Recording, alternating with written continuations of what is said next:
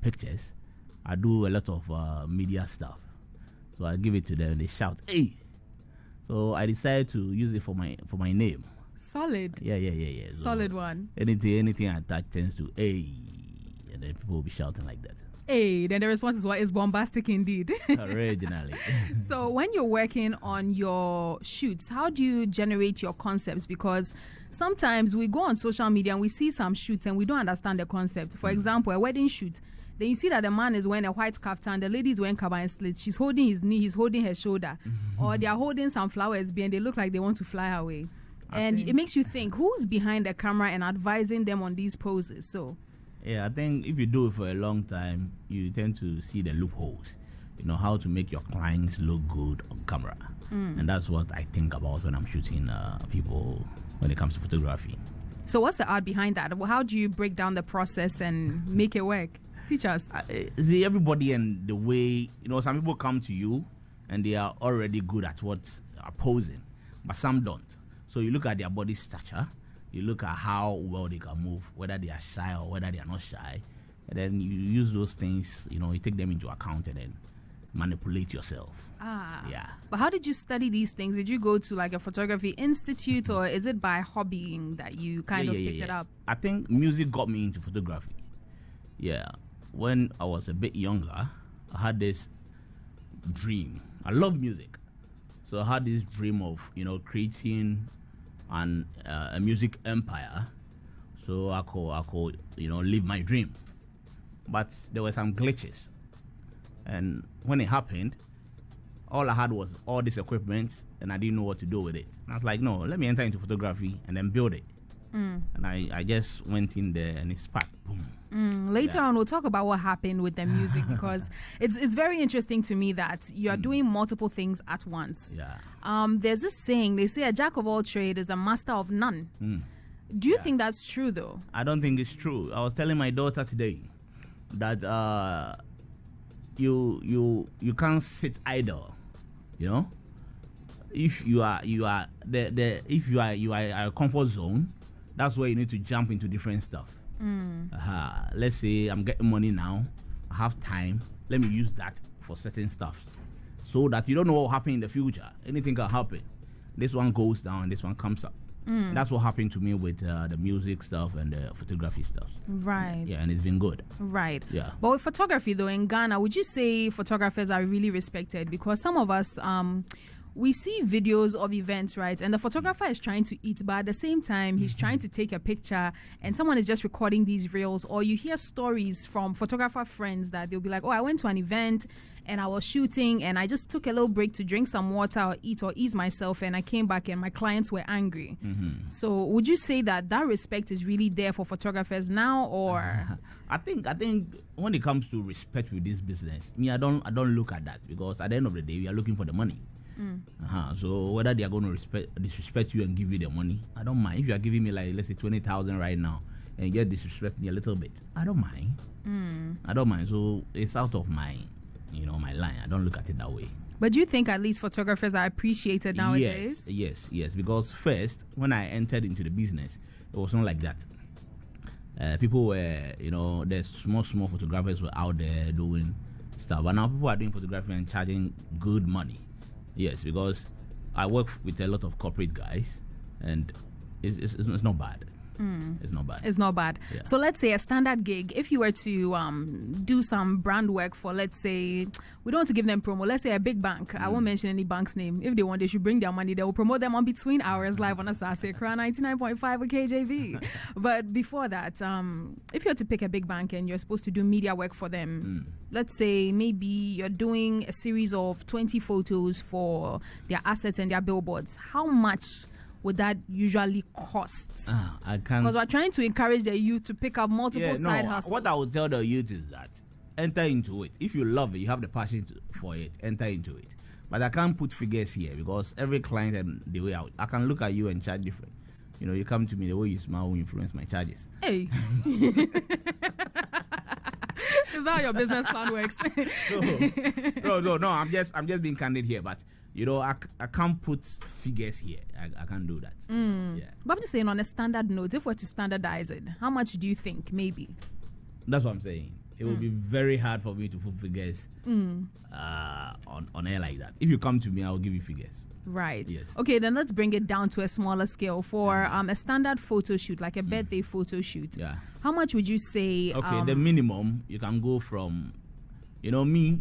I don't. If you come to my studio, that is the A residence.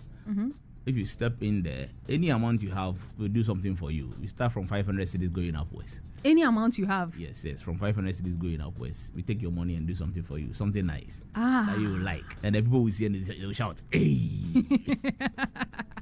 I see. But you just mentioned your studio. I'm curious. Every photographer has a certain style. I looked at your photos and I can see that you appreciate a sleek style. You like to use a lot of bokeh for the background and all of that. How did you develop that signature style? I think it evolves. Photography evolves. It's like music. It's not like you pick one style and then you stay with it for so long. So if you want to be good at this business, that means you need to evolve. Time change and you change as well. I hope you understand where I'm coming from. Yes, I do get you. Yeah. So me, I don't stay the same. I always have guys who are thinking for me. You didn't do this right. Let's do this, and it's working. But how would you say modern photographers would be able to keep up with trends, especially in the industry like that's extremely saturated? There are about 1,001 photographers, but then there are just a few good ones. Yeah. So how do you stay true to your style and your signature look that you always want your photos to have? Yeah, sorry. I think with photos, that's what I'm saying. You need to look at the trend. Anything visuals, anything that involves entertainment and lifestyle. You need to look at the trend and then evolve. Otherwise, the young guys are coming and they are really, really, really on top of stuff. So if you don't have that, you feel you've reached, and you are content with what you have, they will leave you behind.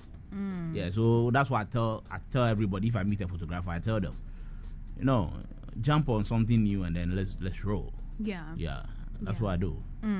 But it seems like nowadays everyone thinks that they're a photographer, because once you buy the iPhone 16 and you can take pictures in portrait mode and capture videos in cinematic and use some editing tools, you feel like you're better than your photographer. So do you think it's kind of taken away from the experience that photographers have? Or let me give you a story. There was this AI stuff that came and people were saying it's going to kill the photography business, right? But I look at it from a different angle. Why don't you incorporate the AI into photography? So if I go to an event, I do a lot of weddings, right? And there are people with iPhones. My thoughts are to do better than what they are doing, because if the iPhone is taking more good pictures than my expensive camera, then there's a problem. Yeah. So I just look at it from that angle. I don't let it cloud my vision. Right. Yeah. You just mentioned that you shoot a lot of weddings. With shooting weddings, what would you say the most difficult part is? Okay, my weddings, all my clients, they know it's a vibe. When I step on the site, it's a vibe. We are not coming to do any gentility and all that. No, we don't do that. It's the vibe. We came with the whole vibe. Yeah. Because sometimes you must step into an event and the bride, the couples, might be in that dull mood. If the photographer don't have that space to let them feel at home, it's gonna waste a whole lot of stuff for them, because the pictures might come and they are frowning and all that. Yeah. But if you are a photographer, you have that vibe. My customers stay with me for 10 years, 11 years. I have customers 6 years. Wow. They go and they come, because everybody who knows me knows I'm the vibe. Yeah. So that's it. Wow. I never even thought that photographers would need a certain level of emotional intelligence, because it just seems like you're behind the camera and then you're shooting pictures. So aside that skill, what else would you say makes a great photographer, aside bringing the vibe to the table? I think you need to learn your job. This in you need to learn your job, because if different lighting conditions and how you position yourself and the client. So if you don't know about these things, then you can't call yourself a photographer. You just don't stand anywhere and take photos. If you don't know these things, you are not a photographer. Solid one. So all the people who have been using their iPhones to take random pictures and post on their Instagram and calling it iPhonography, come for lessons. Come for lessons from EEII Photography. Now I think sorry to catch you, yes. but I think the people are doing good with iPhones anyway. I will not condemn them, because me, if I use iPhone to do stuff, you think I'm using camera. You get it? So people are doing good, and I appreciate them too. Yeah, definitely.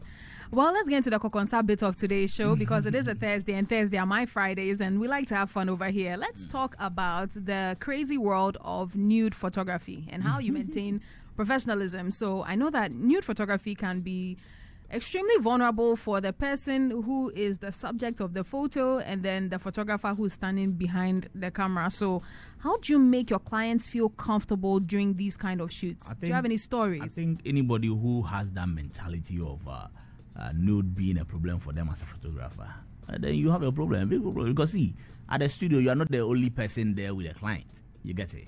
There are other guys there, and somebody is coming to do maybe a nude, and you want to add feelings to it. I don't think it's professional. There shouldn't be feelings involved when you are working, with that nude stuff. You come, you position them, you take, and they go.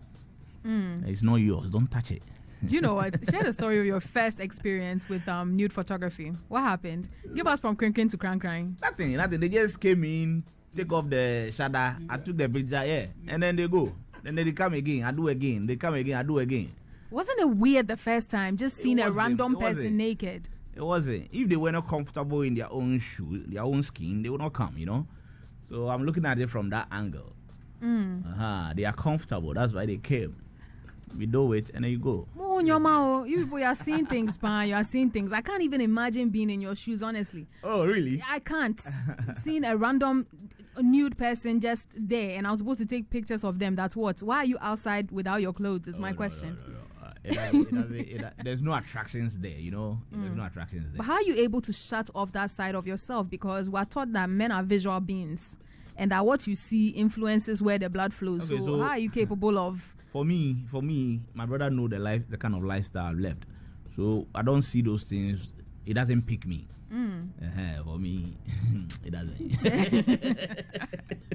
But with your approach to taking nude photography, do you go with what the client wants per se, or do you decide to take an artistic route in a sense of, do you aim to make the photos more artistic and tasteful rather than explicit? It depends on what the clients want. Because what I do, with even normal photography, if you come to the studios, what I do is I discuss with you, or you show me what you want, and I use my expertise on them. If I'm doing weddings, I discuss with my client what they want. They show me, and I use my expertise on them. So basically, I'm serving them rather than me imposing on them. Right. So what do you want? Okay, if you do it like this, and then we move. So when you take the pictures, they come and stand behind you naked and look in the camera. I'm really shocked, honestly. I'm trying to imagine the whole thing, and my brain is just going haywire. So I don't understand the question. Say again. I said, for example, if you take a picture and they want to just look at the shot, do they come and stand beside you naked and look at the shot? How do you create boundaries? It doesn't say anything. You go to the beach and people are in bikinis and they step close to you. Bikini is not naked, my bro. Like. It doesn't say anything. I don't see anything wrong with it. I don't think as a photographer you should even have a problem with somebody naked coming close to you, because we see beyond that. We go beyond that. Sorry, visionaries. But how are you able to establish boundaries with your female models? Because you hear stories of the casting couches where the ladies go, and then sometimes they're exploited by the photographer who knows that maybe she wants to enter into the modeling world but can't really find her footing and stuff. But people used to laugh at me. I would say, even if you are my girlfriend and you come to my studio, I'm going to take you money. The studio is not free. You don't take payment in kind. No. We don't have that. If you think I'm going to do that, it's going to be outside my business. Oh, it's okay. Not gonna be inside my business. I won't do that. You don't step where you eat. No, we don't do that. We don't do that. Charlie, mixing business with pleasure is crazy sometimes. Yeah. But within the Ghanaian context, do you think nude photography is misunderstood? Do you think it's accepted? What do you think the overall vibe is from your point of view? The culture does not permit it, you see. So if you see people doing nude, that means they are on a different vibe. And I think the whole of last year I did not do one nude. Yeah, because I shift my business away from. I saw people were not like, you know, the people who love it are just a few. You get it? And if you want to make money in business and you are in photography and you're concentrating on nude, you're not going to get it, because the money does not come from the nude aspect and all that. You know, we are doing weddings, we are doing a lot of corporate. I recently shot the Peace Pact, and that's where the money is from. You get it? So if you are doing all this, it doesn't work. What would you say the hardest part of navigating the creative industry in Accra is? Because you also mentioned that you do music, you do photography, and we have had multiple musicians on the seat here. I haven't really hosted a photographer before, but we've had multiple musicians, and it seems like it's hard to break into that industry and really succeed. Talk less of photography. So what challenges would you say exist within that space? I saw this when I was doing music, when I was entering into music. I saw there was this challenge. You know, most of these guys who do music and, you know, do it well, they have money in the house. You know, or any other thing, like if you want to enter into any business and do it well, you have money. But we are coming from that space where there's no money, so we need to create a foundation. You get it? So me, when I enter into music, I built a studio. You get it? So that you don't go out and pay for, let's say, studio fees and all that. So if you want to enter into photography, you need to know you can't be renting cameras and say you're a photographer. You get it? Own it. Ownership is key. If you own it, it's better. That is why I don't discourage people from owning stuff.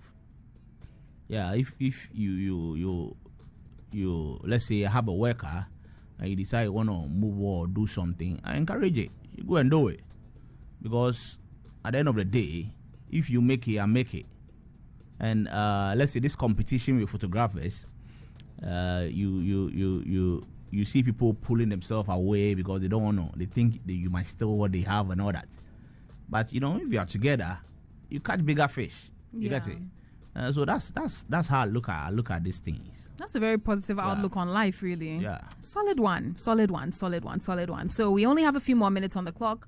We need to wrap up. So I'm curious, what advice would you give to young photographers? Because you mentioned having your own equipment. Some people don't have the finances for that. So what advice would you give to them if they are starting out with limited equipment? How can they evolve and grow? Okay, How can they make their money and reinvest? Yeah, I think it got to do with, you see, Ghanaians had the mentality of, I am waiting for somebody to come and hold my hand. It doesn't work. Yo, nobody is going to hold. See, nobody. And you know, Ghanaians, people are even holding people's hand and they are messing them up. So everybody is, you know, so start from somewhere. I like Nigerians with that. Nigerian man will use a camera that is not expensive and then build something with it. You get it? As they are getting the money, they upgrade. But we want to wake up and say, oh, I want a big camera. A bing. And me and they are train. You know, it's waste of time. There's experience is the thing. You have to get the experience with the low budget cameras. Then if you get the big ones, then you can, you know, move on. So I'll advise them, if you want to start, any amount of money that you think can afford any camera, go and get it and start clicking. Starts clicking, and don't give up. Now, one last thing. What would you say are some of the biggest mistakes that young photographers make when they are trying to enter the industry, and how can they avoid them? I think I just said the first one, you know, trying to wait. Ghanaians like to wait. You know, don't wait. What are you waiting for? Time is going on. Now see, my gray hair is even coming. So people, Ghanaians like to wait. If you are in the house, you are not doing anything, and you have a iPhone, step out and start taking pictures. You know, busyness. You have to be busy. You get it? So that's it. You have to be busy. All right. Okay, we're going for a quick breather, and when we're back, we'll be wrapping up this segment. Accra, don't go anywhere. Yeah.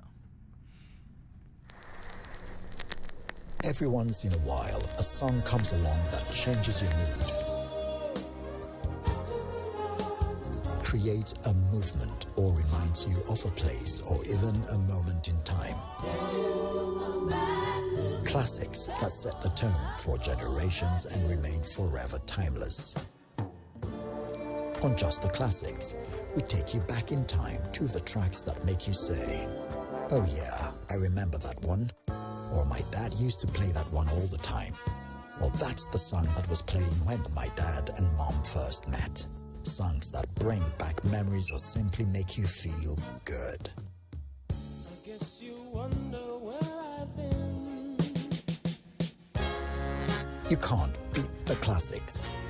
So join Kojo on Asaase Radio for a journey through the best music ever made on Just the Classics. Only on Asaase Radio. Something a little. Here are some fast facts about your kidneys. Your kidneys filter all the blood in your body every 30 minutes. Each is roughly the size of a computer mouse. They work hard to remove waste, toxins, and excess fluid. They also help control blood pressure. They stimulate production of red blood cells and keep your bones healthy. Your kidneys regulate chemicals in the blood that are essential to your life. Your kidneys need to function properly and are critical for maintaining good health. Sadly, kidney complaints are an ever-growing problem in Ghana. Don't leave it too late. Start taking care of your kidneys today. This is a public service announcement brought to you by the Asaase Foundation in collaboration with Asaase Radio and the National Health Insurance Scheme.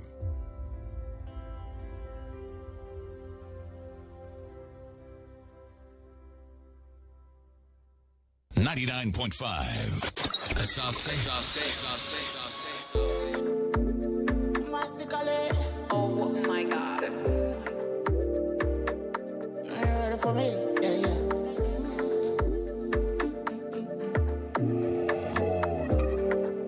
I couldn't change. I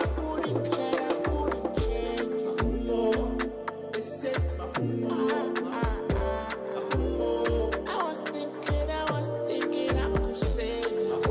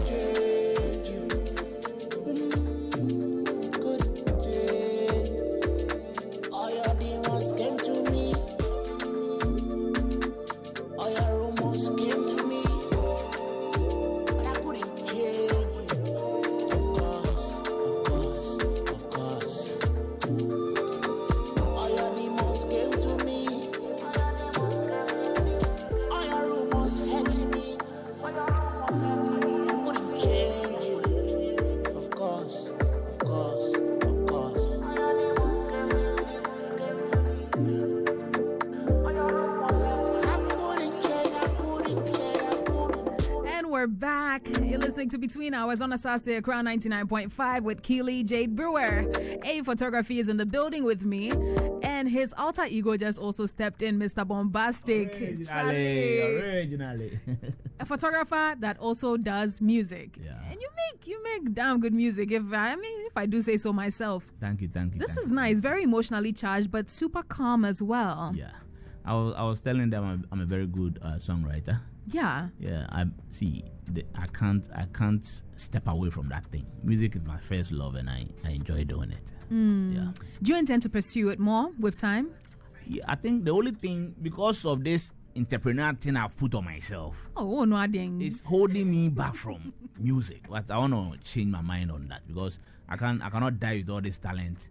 I cannot die with it. Yeah, you shouldn't. You shouldn't. You know what? We should create a link up one weekend and have a nice little songwriting camp and go and sit in Beat God studio or something and then put some stuff together. You know, I'd love to do that. It's gonna be fun. Yeah, it will. Definitely. Yeah. But yeah, thank you so much for joining me today. Thank you for joining us on Fame Thursdays. It's been amazing having you. Your daughter is beautiful.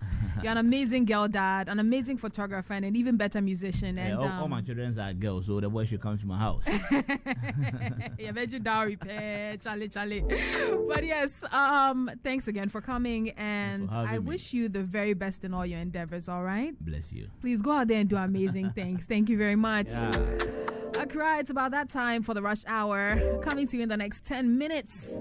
At the top of the hour, Elvis Crystal will be in the studio about to throw you with a lot of throwback music. And I'm going to allow DJ Casper to just flow for the next 9 minutes with the best of music from back in the day. My name is Keely-Jade Brewer. It's been amazing serving you with entertainment. And I'll be back here on Saturday for Artsy with Don Diego, an amazing host of panelists. Until then, stay safe, stay blessed.